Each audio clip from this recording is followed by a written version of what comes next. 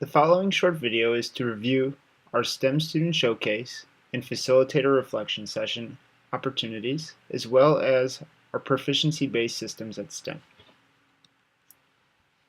From March 14th to March 17th, we have our STEM Student Showcase. This is where students can go ahead and show what they've learned, articulate how they've learned it, and explain how they've applied it. From March 21st to March 23rd, facilitators will have reflection sessions, an opportunity for students, parents, and facilitators to reflect on the student's learning experience in a one-to-one setting. It's a good opportunity to discuss areas of success and develop plans for continued academic growth with your students.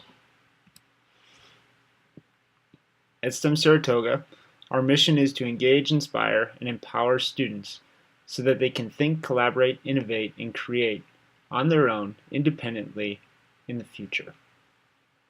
We try to do this by creating innovative leaders who can collaborate to create a future that is better than the one that we have today.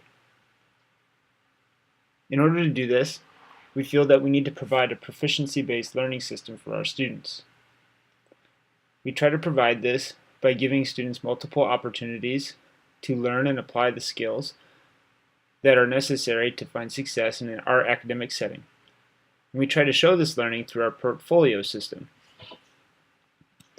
If you need to know more about our proficiency-based system, we suggest you go to the STEM Saratoga website at stemsaratoga.com and check out Mr. Murray's blog or check out our news page.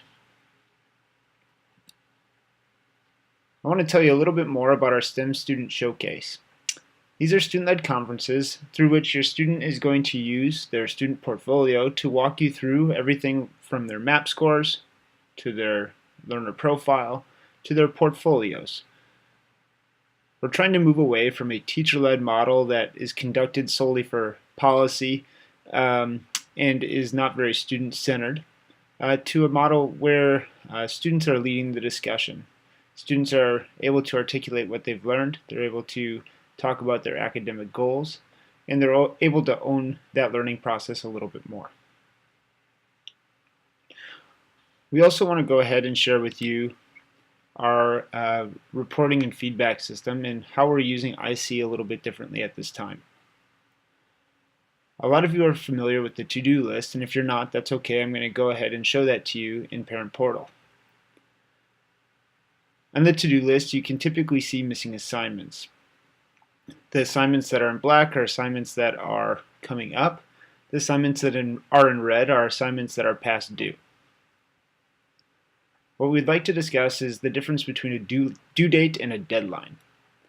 At this time, we are moving to a policy where any assignment that is past 14 days of its due date is past a deadline. At this point in time, we're asking that students don't make those assignments, anything past 14 days, their priority. We want students to focus on the here and now and to stay current on the skills that are at hand in that classroom. Students are still going to be held accountable for those missing standards from those old assignments, but they're going to be able to show that work and that learning in a different way. Let me show you how you as a parent can keep track of this. So let's take a look at Parent Portal. If you go into your Parent Portal, this is what you would see. So we can see that there's a number of assignments that have been entered by the teacher before the actual due date. And you can see how many days are remaining before they're due. This can help you as a parent have a discussion with your student saying, hey, how are you doing? What is your progress on this assignment or on this assessment? The assignments that are in red here are assignments that are past due. We can see that there's some assignments here that are 15 days old. We're asking that we don't have our students make that their priority. We don't have them focus on that. Let's have them focus on these newer assignments from -1 to -14 days so that they can focus on the skills at hand, they can stay current, and so that they can find success in the current learning environment. Again, this doesn't mean that those other assessments and those other assignments aren't important. It just means that we're going to give them another opportunity in a different setting to hit those skill standards. So how does this fit into our mission and vision at STEM? Again, our mission is to grow students who have academic skills to be independent learners. Our focus is on the skills and not each individual assignment. So understand that the assignments are important because they help to build those skills. However, there are many ways that we can assess them and that we can build those skill standards and see what a student's understanding of their learning truly is. Back to our student-led conferences. These are the things that you can expect to see. Your students should be able to walk you through their MAP scores, through their learner profile, and through their main artifacts from each of their core content areas to talk about what they've learned and how they've learned it and how they can apply that learning. Advisors will circulate around to answer questions, help navigate the portfolio, help you view documents that may not be viewable, ask some reflective questions, and they will also administer a survey at the end of your student-led conference.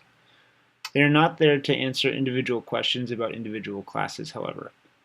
If you'd like to do that, please sign up for one of our Facilitator review sessions.